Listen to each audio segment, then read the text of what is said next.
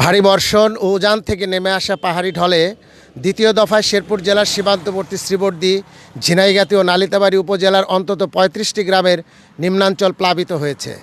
এতে অন্তত ২,০০০ পরিবার পানিবন্দী হয়ে পড়েছে। পানিবন্দী মানুষের দুর্ভোগ কিন্তু ক্রমশই বেড়েই চলেছে। এদিকে বন্যার পানিতে নিখোঁজ হওয়ার ১৫ ঘণ্টা পর আজ সকালে পৃথক দুটি স্থান থেকে ঝিনাইগাতী উপজেলার বৈরাগীপাড়া গ্রামের মৃত মফিজউদ্দিনের ছেলে কৃষক আশরাফ আলী ও ধানশাইল ইউনিয়নের বাগেরভিটা গ্রামের শেখ কাদের আলীর ছেলে রাজমিস্ত্রি আবুল কালামের মৃতদেহ উদ্ধার করা হয়েছে।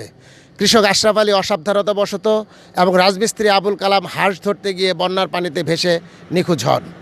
উপজেলা নির্বাহী কর্মকর্তা ফারুক আল মাসুদ জানিয়েছেন, সোমেশ্বরী ও মহারশী নদীর বাঁধের ভাঙা অংশ দিয়ে ঢলের পানি প্রবেশ করে ঝিনাইগাতী উপজেলার ৩টি ইউনিয়নের বেশ কয়েকটি গ্রামের নিম্নাঞ্চল প্লাবিত হয়েছে। এসব গ্রামের বেশ কিছু বাড়িঘরও পানিতে নিমজ্জিত রয়েছে। তবে ওইসব নদের পানি কমতে শুরু করেছে বলেও জানিয়েছেন তিনি। দ্রুত সময়ের মধ্যে স্থায়ীভাবে পাহাড়ি নদীর ভাঙা অংশের বাঁধ নির্মাণের দাবি জানিয়েছেন এলাকাবাসী। এদিকে প্লাবিত এলাকা পরিদর্শন করে ক্ষতিগ্রস্ত এলাকার মানুষদের দ্রুত সহায়তা প্রদানের আশ্বাস দিয়েছেন উপজেলা প্রশাসন। বৃষ্টি অব্যাহত থাকলে নতুন করে আরও গ্রাম প্লাবিত হতে পারে বলে জানিয়েছেন পানি উন্নয়ন বোর্ড। তবে বৃষ্টি কমে গেলে এসব পানি দ্রুতই নেমে যাবে বলে জানায় পানি উন্নয়ন বোর্ড। এই ছিল আমার কাছে শেরপুরের পাহাড়ি ঢলে ক্ষতিগ্রস্ত এলাকার সর্বশেষ।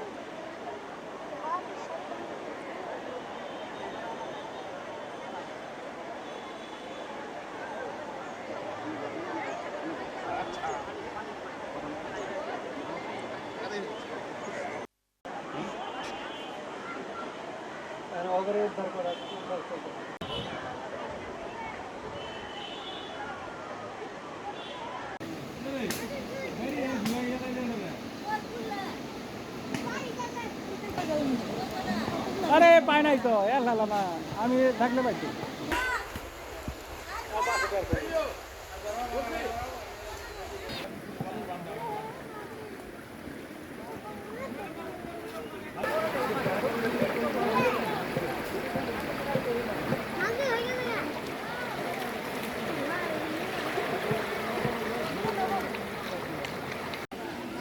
রাব্বি কোনো সুযোগ নাই, চলেন থেকে ফোন দিতে আবার।